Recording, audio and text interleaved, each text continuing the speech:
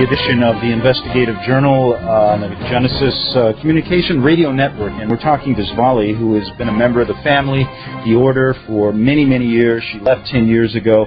We were talking about her induction ceremony at the Vatican, how all roads lead to the Vatican when we're talking about the Illuminati. And before I get into the way they're organized, Vali's going to tell you this organization that's incredible, just like a corporation, coming down worldwide to America also. I just wanted to mention, just to give you a short timeline, to give you an idea, and Svali, you might find this interesting too.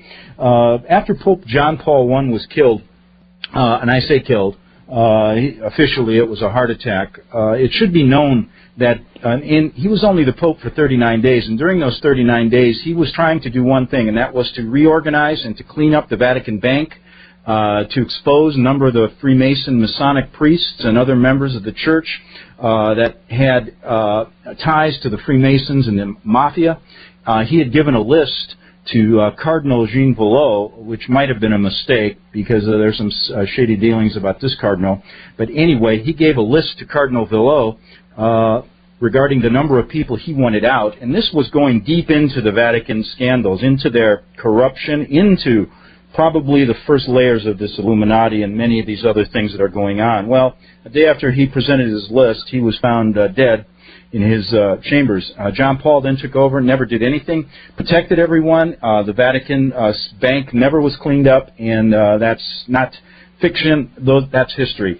Svali, it does go back to the Vatican. Tell us about this organization that you learned about. You were a mid-level worker in this programmer, a mind programmer for years. Tell us about this organization that you learned about. Well, I learned about it just by being there and seeing people and talking to people. But basically, like you said, it is very much organized like a large international corporation. In that sense, the headquarters would be Rome, the Vatican, because that's considered the spiritual center of the world for the Illuminati. From there, the power bases go to Europe. There's 12 men. They're called the 12 Lords or the 12 Fathers, and they each represent a country in Europe. And of those 12, the three ruling, it's a triumvirate, is the UK, France, and Germany, because those are the oldest houses. In the Illuminati, it's called the House, the German House, the French House, UK House. From there, America was considered a mission field, and so it was basically in the 1600s, the first Illuminists started coming over, and they established their power base in Pittsburgh, Pennsylvania. Now it's considered the spiritual center for the Illuminati, and from there, they divided the U.S. as time went on, and as it became developed into 7 regions. The East Coast, but the 2 huge divisions for the group are the East Coast region, which is east of Mississippi, and the West Coast region, which is west of the Mississippi. Spiritual headquarters for East Coast are Pittsburgh, but the administrative headquarters are in Alexandria, Virginia. On the West Coast, the spiritual headquarters are Portland, Oregon, and the administrative headquarters are San Diego, California. Now, you originally were in Virginia, then you moved to San Diego, correct? Yes. I was first affiliated with Alexandria and then with San Diego. You know, you said that Pittsburgh was this, I've heard that too, Pittsburgh, the spiritual capital. Was interesting to note that George Bush, right after he was elected, traveled to Pittsburgh and gave a huge speech to a Masonic lodge there. Find that interesting. Yeah. Well, it's not coincidence. And then underneath the regional councils, as they were, well, there's a national council for the U.S., of course, so over all of them, 13 men, and under them are the regional councils. And underneath the regional councils, then you have your local councils. And underneath your local councils are going to be your what they call sister groups, or what most people consider covens. That's the lower levels, the ones carrying out some of the MK Ultra programs, other things like that. Well, yeah, but they use a lot of the principles of MK Ultra at many of the levels, I mean, these people are well-versed in every aspect of behavioral science, physiology, human anatomy and physiology. I mean, they're considered the scientists, as it were, of the occult world. Because yeah, go ahead. I mean, they study it. They know it. They know it inside out. And they use it and apply it.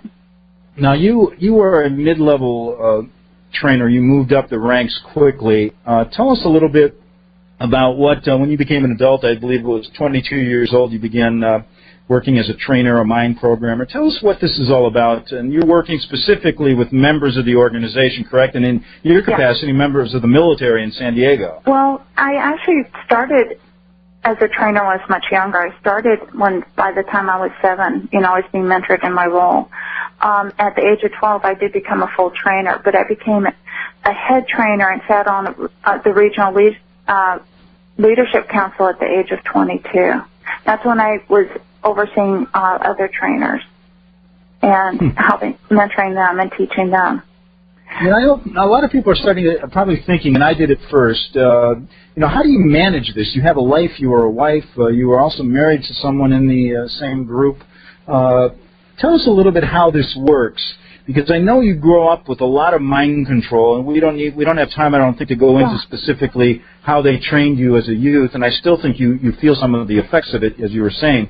But when you get to a point of working for this group, how do you manage both your day life and your night life, which was with the Illuminati mostly in the wee hours of the morning? Go ahead.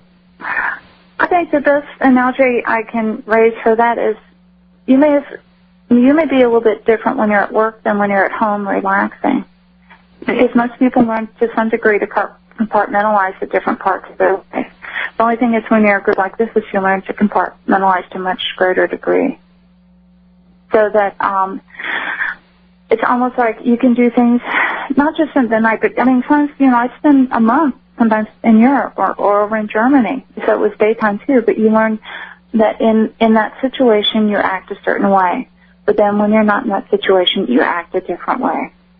So why are they so concerned about their children? I mean, they seem to be very concerned about how you grew up and others in your same role, about, why are they basically involved in so much of this training that, to me, like you were involved in the 12 disciplines, all this other stuff. Tell me what their mindset is.